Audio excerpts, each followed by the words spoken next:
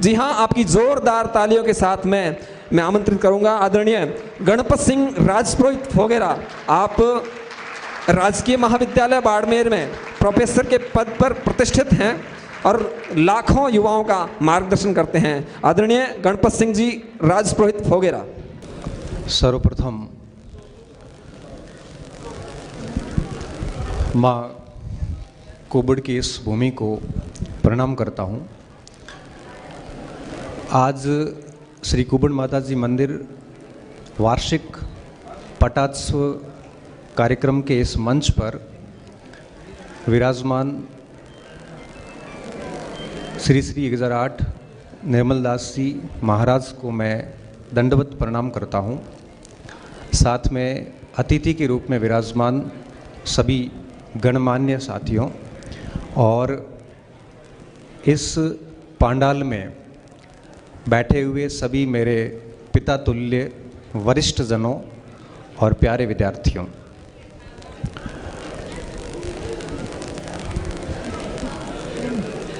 महामंडलेश्वर निर्मल दास जी महाराज का सम्मान हमारे मन में और बढ़ जाता है जब आप शिक्षा के लिए समर्पित होकर प्रयास करते हैं। आपका सम्मान और बढ़ जाता है जब आप समाज को संगठित करने और उनमें एकता स्थापित करने के लिए खुद को झोंक देते हैं। आपका सम्मान और बढ़ जाता है जब आप तटस्थ होकर, आप न्यूट्रल होकर एक न्यायाधीश के रूप में, एक जज के रूप में कई बार उस भूमिका में उतर आते हैं। आपका सम्मान और बढ़ जाता है, आपका सम्मान और बढ़ जाता है जब आप इस युवा पीढ़ी में संस्कारों और अध्यात्म की भावनाओं को विकसित करने के सतत प्रयास करते हैं। और आपका सम्मान और बढ़ जाता है जब आप इस प्रकार की प्रतिभाओं को आगे लाने और उनको मार्ग निर्देशन देने के लिए हम जैसे शिक्षकों को मंच पर बिठाने का जो कार्य करते हैं। आपका सम्मान और बढ़ जाता है। मैं आपके अच्छे स्वास्थ्य की कामना करता हूं और हम आप समाज पूरा आपसे उम्मीद रखते हैं कि आप इसी तरह से समाज को डायरेक्शन देते रहें, इसी तरह से समाज के लिए समर्पित होके समाज को सद्बुद्धि का प्रसार करने का कार्य करते रहें। मैं आपको पुनः नमस्कार करता हूं, पुनः प्रणाम करता हूं और आपकी आज्ञा से मैं मेरी बात को शुरू करना चाहता हूं। मैं कॉलेज में ही था और क्लास चल रही थी, चूँकि 12 से 1 बजे तक मेरी क्लास होती है। इसी दरमियान मेरे पास कॉल आया था। मेरे सारे विद्यार्थी है ये, ओम प्रकाश, जसराज वगैरह सारे, और इनको देखता हूँ तो मुझे बड़ा अच्छा लगता है कि इतनी ये कलम के भी अच्छे धनी हैं, बड़ा अच्छा लिखते भी हैं और बड़ा सभ्य लिखते हैं। और मैं तो कई बार कहता हूँ कि सोशल मीडिया के ऊपर युवाओं का जो व्यवहार होता है वो भी समाज के व्यक्तित्व और चरित्र को दिखाता है। आप अगर युवा लोग सोशल मीडिया पे कुछ भी अलग तरीके से, गलत तरीके से लिखते हो तो पूरा समाज बदनाम होता है, क्योंकि एक व्यक्ति की पहचान तो सीमित होती है, समाज की पहचान सार्वभौमिक होती है। और इस दौर में जब युवा संयम खो चुका है, जब लिखने के लिए कुछ भी लिख लिया जाता है, जब उसकी अंगुलियों पर नियंत्रण ही नहीं है, उस दौर में जब मैं देखता हूँ तो ओम प्रकाश, ससराज, ये हमारे अजीत जी पुराने स्टूडेंट भी हैं और अब व्याख्याता है, इन सबको जब देखता हूँ तो मैं सारे साथी, सबका नाम नहीं ले पा रहा हूँ, ये सारे मेरे से इतने क्लोज जुड़े हुए जैसे मेरे छोटे भाई हो। मैंने छोटे भाई से जितना प्रेम किया इतना इन बालेरा के इन युवाओं से प्रेम किया है। तो इनका कॉल आया कि सर आपको अभी कभी उपस्थित होना। मैंने कहा नहीं, मैं कर्तव्यनिष्ठ व्यक्ति हूँ, 12 से 1 क्लास लूँगा और 1 बजे क्लास लेने के बाद ही रवाना होऊंगा, उससे पहले मैं नहीं हो पाऊँगा। तो क्लास लेने के बाद रवाना हुआ और आपने जितना बढ़िया तरीके से मेरा परिचय रखा, मेरे ऊपर थोड़ा सा दबाव बन गया। और बालेरा की इस भूमि पर मेरे लिए बोलना थोड़ा और मुश्किल काम है, जब यहाँ की जो मिट्टी है ना, वो मिट्टी भी इतनी बुद्धिजीवी है कि यहाँ से कोई भी युवा थोड़ा सा भी प्रयास कर लेता तो हमारे से वैसे ही 10 कदम आगे होता है।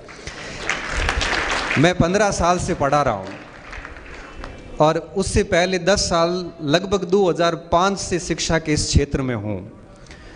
मैं 5 से बालेरा के इन युवाओं के साथ में लगातार जुड़ा हुआ हूँ। कभी साथी के रूप में, कभी एक शिक्षक के रूप में, मैंने किसी भी स्तर पे यहाँ की मिट्टी से उपजा हुआ कोई भी व्यक्ति कमज़ोर नहीं देखा।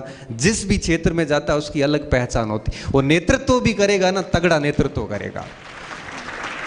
तो ऐसे इंटेलेक्चुअल लोगों के सामने मुझे लगता है कि मेरे को बात रखते हुए भी थोड़ा सा हेजिटेशन होता है, लेकिन हाँ, आपने मुझे आमंत्रित किया है एज ए शिक्षक के नाते, तो मैं एक शिक्षक के रूप में अपनी बात रखना चाहूँगा। मैं बहुत अधिक लंबी बात नहीं करूँगा, लेकिन मेरी कुछ बातें हैं जो इन विद्यार्थियों से संबंधित हैं, कुछ अभिभावकों से संबंधित हैं। वर्ष 2009 से मैं भारत सरकार और राजस्थान सरकार की सेवाओं में हूँ। तकरीबन मुझे 17 साल हो गए गवर्नमेंट जॉब में रहते हुए। विभिन्न विभाग देख लिए, कई सारे साथियों को देख लिया। 16 साल से विभिन्न समाजों के कार्यक्रम में भी गया हूँ, सब जगह गया हूँ। मैंने जो एक चीज़ पाई है वो ये है कि एक विद्यार्थी के निर्माण में 3 वर्गों की बड़ी भूमिका होती है। एक व्यक्ति का निर्माण करने में सबसे बड़ी भूमिका होती है उस व्यक्ति स्वयं की। एक बच्चा जब निर्मित होता है तो उसके पीछे वो खुद सबसे बड़ा कारण होता है। समाज और परिवार कितने भी प्रयास कर ले, अगर बच्चा खुद निर्मित नहीं होना चाहता, गलत तरीकों में, गलत आदतों में है, तो कोई उसका निर्माण नहीं कर सकता। एक व्यक्ति के निर्माण में दूसरा जो सबसे बड़ा योगदान होता है वो होता है परिवार का। परिवार जैसे उसको संस्कार देता है, परिवार जैसे उसको मॉनिटर करता है, परिवार जैसा उसको मंच देता है, बच्चा उसी जगह पहुंचता है। अगर आप बच्चे को अपनी घरेलू समस्याओं में डाल दोगे तो बच्चा उससे कभी बाहर नहीं आ पाएगा। अगर आप बच्चे को पॉजिटिवली एक अच्छा मंच देते और कहते हो कि तुम पढ़ाई कर, हम तेरे साथ हैं, तो डेफिनेटली वो कहीं न कहीं अच्छा कार्य करके आएगा। और एक व्यक्ति के निर्माण में तीसरा जो सबसे बड़ा योगदान होता है वो होता है समाज का। जैसे बाप जी के इनके नेतृत्व में संगठित होकर जब काम किया जाता है तो समाज उस बच्चे के निर्माण में सहायक होता है। मैं मेरी बात को इस 3 भागों में बांटना चाहूँगा। सबसे पहले मैं समाज से बात करूँगा, उसके बाद मैं परिवार से बात करूँगा, और सबसे लास्ट में मेरी बात बच्चों से रहेगी। समाज से हम हैं और हमसे समाज है, ये दोनों एक दूसरे से घनिष्ठता के साथ जुड़े हुए। मैं कहीं जाता हूं तो ऐसे डॉक्टर गणपत सिंह राजपुरोहित शब्द जब मेरे से पहले पहुंच जाता है। मैं अभी चेन्नई गया था, भारत के सुदूर दक्षिण में पहुंचा, और मुझे पता चलता है कि मैं तो 9 तारीख को गया था और मेरा व्यक्तित्व और मेरा नाम जो है वो 20 दिन पहले ही वहां पहुंच गया था। मैं कहना चाहूंगा कि कोई भी व्यक्ति बाद में पहुंचता है, उसका नाम और उसका व्यक्तित्व वहां पहले ही पहुंच जाता है। अब इस नाम को मैं थोड़ा डिकोड करूं तो जो आगे डॉक्टर लगता है, ये मैंने मेरे प्रयासों से अर्जित की डिग्री है। मैंने 5 साल तक जब मेहनत की, जैसलमेर का जब इतिहास लिखा, तो मुझे गवर्नमेंट ने डॉक्टर नाम दिया। बीच का नाम मुझे मेरे माता पिता ने दिया। नाम देते माँ बाप है, बनाना खुद को पड़ता है। नाम देते माँ बाप है, बनाना खुद को पड़ता है, और पीछे का नाम मुझे समाज ने दिया है। अब आप देखिए, इस नाम के अंदर तीनों का योगदान आ गया। पहले मेरा योगदान आ गया, बीच में परिवार का आ गया, और उसके बाद समाज का आ गया। सबसे आगे डॉक्टर यूज होता है। सबसे अग्रणी पंक्ति में बच्चों आप खड़े होते हो, आपके पीछे आपका परिवार खड़ा होता है, और उसके पीछे समाज खड़ा होता है। इसलिए समाज को मैं हमेशा से ऋणी रहूंगा कि इस समाज में मैं पैदा हुआ हूं, और जब मुझे समाज ने इतना नाम दिया है तो मेरी जिम्मेदारी बनती है कि मैं इस समाज के नाम को और आगे ले जाऊं। जो मुझे विरासत में मिला है राजपुरोहित शब्द, मैं मेरे कृत्यों से और मेरे व्यक्तित्व से इस समाज के नाम को और आगे बढ़ाने का काम करूंगा, तभी मैं उस ऋण से मुक्त हो पाऊंगा। इसलिए समाज के ऊपर मेरा ऋण है, और मैं हमेशा से समाज के लिए समर्पित हूं और आगे भी समर्पित रहूंगा। समाज से मेरी आकांक्षा यही है कि आप है वो ज़रूरतमंद बच्चे हैं समाज में, जहां परिवार हेल्प नहीं कर पाता है, तो मेरी समाज से हमेशा आकांक्षा रहेगी कि उन बच्चों के लिए आप परिवार बने और उन बच्चों को आगे ले जाने का प्रयास करें। उसके बाद मैं आता हूं परिवार पे। आप सभी अभिभावकों से मैं बात करना चाहूँगा।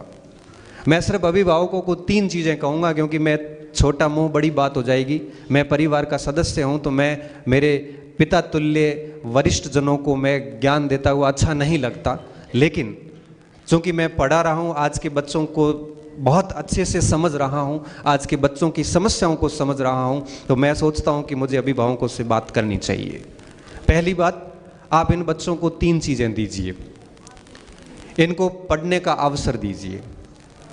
साल 2 साल होती उसको ये मत कहिए कि पढ़ाई छोड़ अब धंधे पे जा, तेरा कुछ नहीं होना। मैं आपको बताना चाहूँगा, आज की तारीख में नौकरी 25-28 साल से पहले नहीं लगती है। बच्चों को इस तरह से प्रताड़ित ना करें, उनको अवसर दीजिए। उनको कहिए बेटा 5 साल है तेरे पास, भरपूर पढ़ ले, जितना पढ़ सकता है मेहनत कर ले। 5 साल के बाद तेरे को बिजनेस करना है, जॉब करनी है। अवसर दीजिए उसको। कई बार बच्चे मेरे पास आते हैं कि सर मेरे एक परीक्षा में हुआ नहीं, घर वाले कह रहे हैं, भाई कह रहा है कि मेरे को काम धंधे पे चलना है। फिर वो बच्चा कई बार बहुत नज़दीक आके भी वो अपने सपनों को उसको मारना पड़ता है। मैं परिवार से कहूँगा कि उन बच्चों को 4-5 साल का अवसर दीजिए। अगर आपके पास में आर्थिक संसाधन नहीं है तो आर्थिक संसाधन जुटाइए, क्योंकि हम चाय, पानी और अफीम के लिए भी आर्थिक संसाधन जुटा पाने में सक्षम हैं, तो बच्चे की एजुकेशन के लिए भी आर्थिक संसाधन जुटा सकते हैं। हमारे घर के अंदर कितना दुर्भाग्य की बात है कि घर के अंदर हम गाय के चारे के लिए कमरा बना लेते हैं, लेकिन पढ़ाई करने वाले बच्चे के लिए स्टडी रूम नहीं बना सकते। मैं कहता हूं कि एक झोंपा होता ना, वो भी उसको पढ़ाई के लिए बना के दे दो, ताकि वो अच्छा बच्चा पढ़ सके। दूसरी चीज जो हम आपसे मांगते हैं, मैं एज ए आपका बच्चा होने के रूप में बात कर रहा हूं, किसी शिक्षक के रूप में नहीं कर रहा हूं। एक तो हम आपसे अवसर मांगते हैं कि हम आपको अवसर दीजिए आप हमें। दूसरा, जब तक हम पढ़ते हैं आप हमें मोटिवेशन दीजिए। हम फेल हो जाते हैं तो कम से कम आप ये मत कहिए कि उसका बच्चा पास हो गया, उसका हो गया, इसका हो गया, तू क्या कर रहा है। वो अपना पूरा प्रयास कर रहा है, उसके बाद जब वो ये सुनने को मिलता है तो कई बार वो बच्चा अंदर से टूट जाता है, क्योंकि दुनिया तो सुनाती सुनाती एटलीस्ट हमें ये कहना चाहिए कोई बात नहीं बेटा, दूसरा तीसरा अटेम्प्ट और ले, नहीं हुआ तो भूख नहीं मरेंगे। अपने बाप दादे भी नौकरी नहीं की थी तो भी नहीं करेगा तो कोई फर्क नहीं पड़ेगा। हम आपसे ये सिंपैथी चाहते हैं कि आप हमें मॉरली थोड़ा सा बूस्ट करें। कम से कम बच्चा डरता डरता घर नहीं आए। कई बार बच्चों को सुसाइड करनी पड़ती माता पिता के टॉर्चर के कारण। ये नीट के अंदर उन कोटा में जितनी सुसाइड होती है उनके पीछे 80% माँ बाप जिम्मेदार होते हैं, क्योंकि खुद उनका ड्रीम पूरा नहीं होता तब बच्चों को प्रताड़ित करते हैं कि नहीं क्यों नहीं हुआ, इतने मार्क्स क्यों नहीं आए। जब उसकी क्षमता नहीं है तो उसको इतना टॉर्चर नहीं करना चाहिए, कई बार उसको इस प्रकार का कदम उठाना पड़े। और तीसरी बात जो मैं आपसे कहना चाह रहा था कि आप बच्चों को थोड़ा सा ध्यान भी दें, अवसर दें, साथ दें, और तीसरी बात है वो ध्यान दें। क्योंकि आपने बच्चे को जयपुर भेज दिया या बाड़मेर भेज दिया या जोधपुर पढ़ने भेज दिया, आप बिल्कुल छोड़ देते हो उसको, जबकि हमें पता है कि खेत भी दिन में एक बार जाना पड़ता है, जबकि हमें पता है कि अपनी दुकान चलती तो उस पर भी अपने को बैठना पड़ता है, अपने काम धंधे पर भी अपने को ध्यान देना पड़ता है। हम CCTV तक लगाते हैं, लेकिन सबसे बड़ी पूंजी को हम कैसे भूल गए कि उसको पैसे दे के छोड़ दिया और महीने महीने पैसे भरवाने से मतलब रखते हैं, उसको बिल्कुल छोड़ रखा है। ये बच्चा है, गलती कर सकता है। हम चाहते हैं कि आपके परिवार में कोई भी बच्चा पढ़ता है उसका ध्यान दीजिए, उसका थोड़ा सा ध्यान देने से बच्चा आपकी ध्यान में रहता है, वो मॉनिटर में रहता है। वो गलत करने से पहले 10 बार सोचेगा कि कभी भी मेरे रूम में पापा आ सकते हैं, भाई आ सकता है। जरूरी नहीं कि पिताजी ही वहां पे जाए, बड़ा भाई है तो वो भी जाना चाहिए, चाचा का बेटा है तो वो भी जाना चाहिए, मामे का बेटा है तब भी जाना चाहिए कि मेरा भाई पढ़ रहा है, मैं देख के तो आऊं वो कर क्या रहा है। आज के पेरेंट्स की सबसे बड़ी कमी ये है कि वो ध्यान नहीं दे पाते। मुझे लगता है कि कोई भी कृषि हो चाहे कोई भी बिजनेस हो, इतना महत्वपूर्ण नहीं जितनी आपकी औलाद आपके लिए महत्वपूर्ण है। ये 3 बातें एक आपके बच्चे के रूप में होने के नाते हम आपसे मांगते हैं और उम्मीद करते हैं कि आप इन 3 चीज़ों पर काम करेंगे। अब मेरी आखिरी बात है बच्चों से कि जब समाज और परिवार आपके लिए इतना कुछ करता है तो आपकी जिम्मेदारी बनती है कि आप भी इस परिवार और समाज के नाम को आगे ले जाओ। और मैं आपको एक बात बताना चाहूँगा कि कोई भी समाज और परिवार उसकी युवा पीढ़ी के कारण ही चर्चा का विषय बनता है। अगर वो युवा गलत कर रहा होता तो समाज गलत चर्चों में आता है, और अगर युवा सही कर रहा होता है तो समाज अच्छे चर्चों में आता है। इसलिए आप समाज की आइडेंटिटी है। परिवार ने जितना करना था उतना कर लिया है। इनकी उम्र वो नहीं रही कि वो एक नए आयाम स्थापित कर सके। ये सिर्फ और सिर्फ आपको आगे बढ़ाने का काम कर सकते हैं, और आप किस तरह से आगे बढ़ते हैं ये तय होगा कि समाज किस ओर जाएगा। इसलिए इस पूरे प्रांगण में बैठे हुए लोगों में सबसे अधिक जिम्मेदारी किसी की है तो वो आपकी है। आपके व्यवहार से, आपके कृतित्व से, आपके व्यक्तित्व से समाज आगे जाना जाएगा। बस इस बात को समझना कि आप जिस समाज से आते हैं वो समाज किस लेवल का समाज है। ये वो समाज है जो राजाओं को परामर्श दिया करता था कि आपको क्या करना है। भारत के अंदर प्राचीन, जब हम इतिहास पढ़ते हैं तो भारत के अंदर सबसे प्राचीन जो ब्यूरोक्रेसी थी, प्रशासनिक तंत्र था, उसका विवरण हमें वैदिक काल में मिलता है, वेदों में मिलता है। और वेद कितने पुराने, आज दिन तक कोई इतिहासकार नहीं बता पाया है। और उस वैदिक साहित्य के अंदर मिलता है कि राजा का सबसे खास जो कोई मंत्री होता था वो राजपुरोहित होता था, और उस पद पे वो व्यक्ति बैठता था जो उस पूरे राज्य का सबसे योग्य व्यक्ति होता था, जो दूरदृष्टा होता था, जो 100 साल बाद की बात को समझकर राजा को सलाह देता था। हम उनकी संतान हैं। जब हम पुष्यमित्र सुंग को पढ़ते हैं तो आता है कि वहां पर पतंजलि उसका राजपुरोहित था, मनु उसका राजपुरोहित था। हम उनकी संतान हैं, तो हमें हमारा व्यवहार भी हमारे अतीत के अनुसार करना है। तो नौकरी नहीं लगना अलग इश्यू है। मैं कहता हूं कि अगर मुझे पूछे कि एक बच्चे को क्या होना चाहिए, तो मैं कहता हूं कि अच्छा नागरिक होना चाहिए सबसे पहले तो। क्योंकि नौकरी तो जरूरी नहीं सबकी लगे कि पूरे भारत में 1.3% लोग ही नौकरी में हैं। 99% व्यक्ति अपना रोजगार कर रहे हैं और ढंग से कर रहे हैं। भूख कोई नहीं मर रहा है। नौकरी जीविका निर्वाह का मात्र एक साधन है, इससे ज्यादा कुछ भी नहीं है। और नौकरी पहचान भी नहीं देता। और मैं कई मंच पे कहता हूं कि व्यक्ति पद की शोभा बढ़ाता है, पद व्यक्ति की शोभा नहीं बढ़ाता।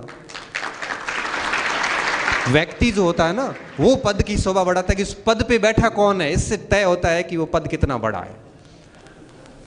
न कि पद के ऊपर बैठने से व्यक्ति बड़ा नहीं हो जाता। इसलिए मैं सबसे पहले आपको जो बात कहूं वो है कि एक अच्छे नागरिक बनना, आप एक अच्छे संतान बनना, एक अच्छे शिष्य बनना, एक अच्छे भाई बहन बनिए और एक अच्छे समाज के स्तंभ बनिए। सबसे बड़ी बात तो ये है। और अच्छे की परिभाषा क्या? अच्छे की परिभाषा ये है कि आप कहीं पर भी ड्रग्स लेते हुए नजर नहीं आओ, आप कहीं स्टेरॉइड के इंजेक्शन डालते हुए नजर नहीं आओ, आप 2 ब्रेड के बीच में विक्स लगा के खाते हुए नजर नहीं आओ। मैं एक बार रेलवे स्टेशन पे उतरा, परीक्षा देने के लिए गया, तो एक होटल पे एक लड़का बैठा, कोई मेरी उम्र का ही रहा होगा, और एक के बाद एक पैरासीटामोल खा रहा है, ऊपर चाय पी रहा है।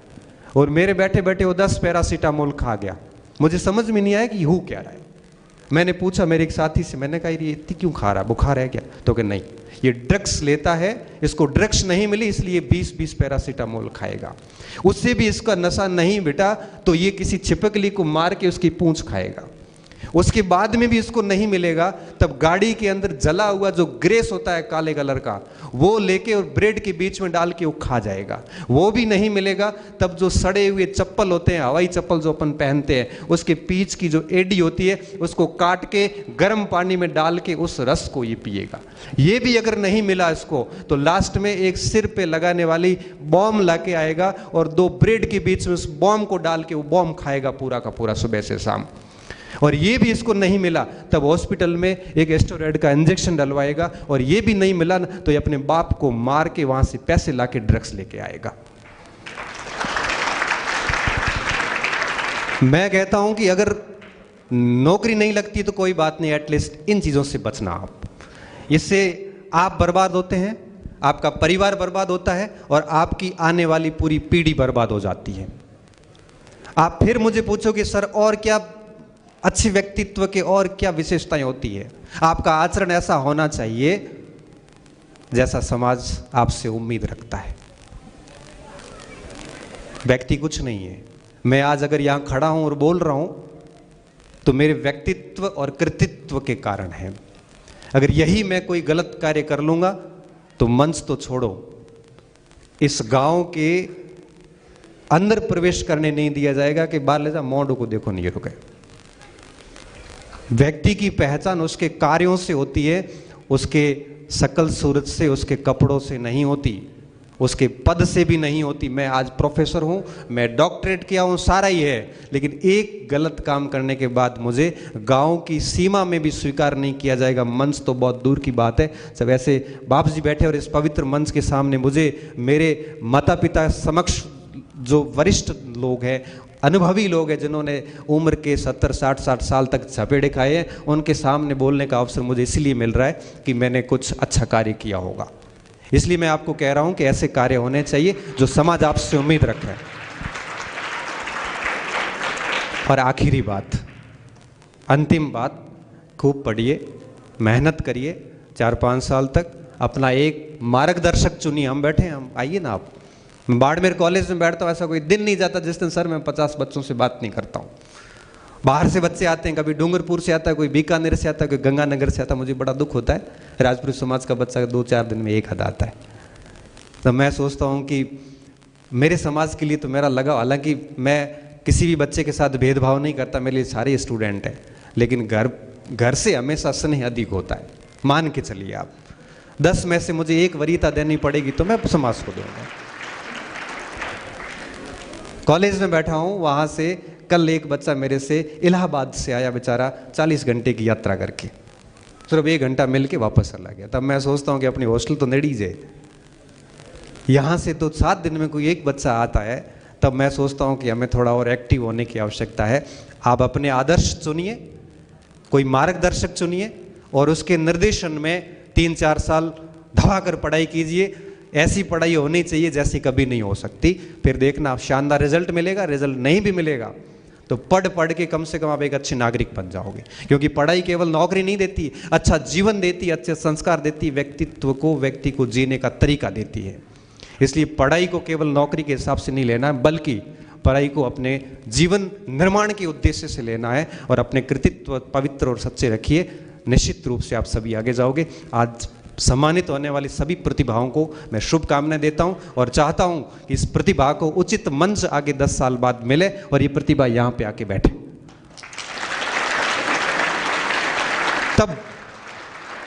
तब इस प्रकार के सम्मेलन, सम्मान समारोह के कोई अर्थ निकलेंगे। नहीं तो यही प्रतिभा आगे जाके रोल रुलियार हो जाएगी कॉलेज में, तो ये मार्कशीट है और ये फाइल है, कोई काम की नहीं है, किसी पेटी के अंदर दबा नहीं पड़ेगी।